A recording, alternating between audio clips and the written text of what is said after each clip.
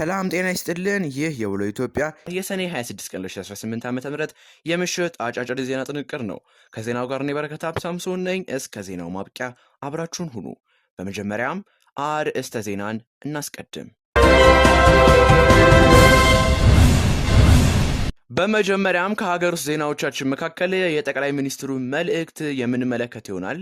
ከዜናው ጋር አብራችሁ ከሆኑ ትከታተላላችሁ። እንዲሁም ትምህርት ሚኒስቴር በአራት ዘርፎች ከ60 በመቶ በላይ የሚያመጡ የመንግስት ዩኒቨርሲቲዎች ራስ ገዝ መሆን ይችላሉ ሲል ገልጿል። ስለዚህ እንመለከታለን። ከባህር ማዶ ዘገባዎቻችን ደግሞ ቢያንስ 21,000 ህጻናት ተገድለዋል ሲል ሴቭ ዘ ቺልድረን ገልጿል። ስለዚህም የምንዳስስ ይሆናል። በመጨረሻም የሶሪያ ፕሬዝዳንት አህመድ አልሻራ አዲስ መንግስት ማዋቀራቸውን አስታውቀዋል። ስለዚህም የምንመለከት ይሆናል። እስከ ዜናው ማብቂያ አብራችሁን ሁኑ።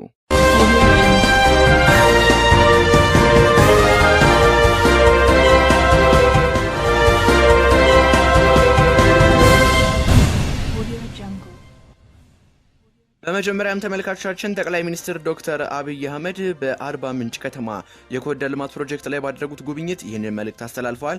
ስለዚህ እንመለከታለን። የዜጎችን አኗኗር ምቹና ዘመናዊ ማድረግ የኮሪደር ልማት መርሃ ግብራችን ዋነኛ ግብ ነው። ያየነው የአርባ ምንጭ ከተማ የኮሪደር ልማት ፕሮጀክት ዘመናዊ አስፋልት መንገድና መብራቶችን እንዲሁም ዲጂታል ስክሪኖችን ያካተተ ሲሆን በተጠናቀቁት የኮሪደር ስራዎች ላይ አገልግሎቱ ተጀምሯልም ብለዋል። ጥራቱን የጠበቀ ዘመናዊ መሰረተ ልማትን ከአረንጓዴ ልማት ጋር በማስተሳሰር የከተሞቻችንን ምቹነት የማረጋገጥ ስራዎችም ተጠናክሮ ይቀጥላል ሲሉ ገልጸዋል። በአራት ዘርፎች ከ60 በመቶ በላይ የሚያመጡ የመንግስት ዩኒቨርሲቲዎች ራስ ገዝ ይሆናሉ ሲል ትምህርት ሚኒስቴር ገልጿል። የመንግስት ዩኒቨርሲቲዎች በአስተዳደር፣ በፋይናንስ፣ በሰው ኃይል አደረጃጀትና በአካዳሚክ መለኪያዎች መሰረት ተገምግሞ ከ60 በመቶ በላይ ውጤት ካስመዘገቡ ራስ ገዝ መሆን እንደሚችሉ የትምህርት ሚኒስቴር አሳውቋል። ራስ ገዝ መሆን የሚፈልግ ዩኒቨርሲቲ የራሱን ተቋማዊ ግለ ግምገማ በማድረግ ወደ ራስ ገዝነት ለመሸጋገር የሚያስችል ውጤት 60 በመቶና ከዚያ በላይ ማግኘቱን ሲያረጋግጥ በዩኒቨርሲቲው ስራ አመራር ቦርድ አጽድቆ ለትምህርት ሚኒስቴር ግምገማ እንዲካሄድለት በደብዳቤ ጥያቄ ማቅረብ እንዳለበት ሰኔ 19 ቀን 2018 ዓ.ም በትምህርት ሚኒስቴር የወጣው መመሪያ ያዛል። ሚኒስትሩ በመመሪያው መሰረት 60 በመቶና ከዚያ በላይ ላስመዘገበ ተቋም የራስ ገዝ ሽግግር ሂደት እንዲጀምርም ፈቃድ ይሰጣል። ሚኒስትሩም የቀረበለትን የግምገማ ውጤት መሰረት በማድረግ 60 በመቶና ከዚያ በላይ ያገኘ ዩኒቨርሲቲ ወደ ራስ ገዝ ዩኒቨርሲቲነት የሚያሸጋግረው የሚፈቀድ የማቋቋሚያ ደንብ ከተቋሙ ጋር ተመካክሮ በማዘጋጀት ለሚኒስትሮች ምክር ቤት እንዲጸድቅለት ጥያቄ እንዲቀርብም በመመሪያው ሰፍሯል። ዘገባው የሪፖርተር ነው። ተመልካቾቻችን አሁን የምንገኘው ከባህር ማዶ ዘገባዎቻችን ጋር ነው። ቢያንስ 21,000 ህጻናት ተገድለዋል ሲል ሴቭ ዘ ቺልድረን ገልጸዋል። እስራኤልና ሐማስ ግጭት ውስጥ ከገቡ 1,000 ቀናትን ተቆጥረዋል። ሁለቱ ወገኖች ባሳለፍነው ጥቅምት ወር ከ2 ዓመት በኋላ የተኩስ አቁም ስምምነት ላይ ደርሰዋል። ነገር ግን እስራኤል ስምምነቱን በመጣስ በፈጸመቻቸው ጥቃቶች የንጹሃን ህይወት ተቀጥፈዋል፣ የአካል ንብረት ጉዳትም ደርሷል።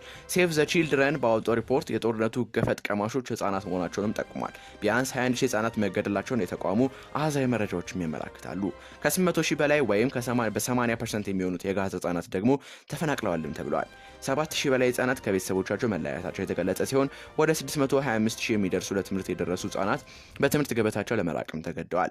የተኩስ አቁም ስምምነቱ ከተፈጸመበት ከባለፈው ጥቅምት ወር ወዲህ ባለፉት 9 ወራት ብቻ 275 ህጻናት በእስራኤል ጦር መገደላቸውንም አመላክቷል። ዘገባው የሴቭ ዘ ቺልድረን ነው።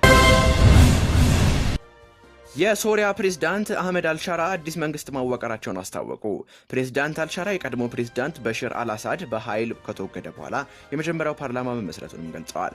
አዲሱ የሶሪያ ፓርላማ በመጪው ሳምንት የመጀመሪያውን ስብሰባ እንደሚያደርግም የተናገሩ ሲሆን ለ13 ዓመታት በእርስ ጦርነት ውስጥ የቆየችው ሶሪያ ለ5 ዓመት የሚቆይ ጊዜያዊ መንግስት ማቋቁማለች።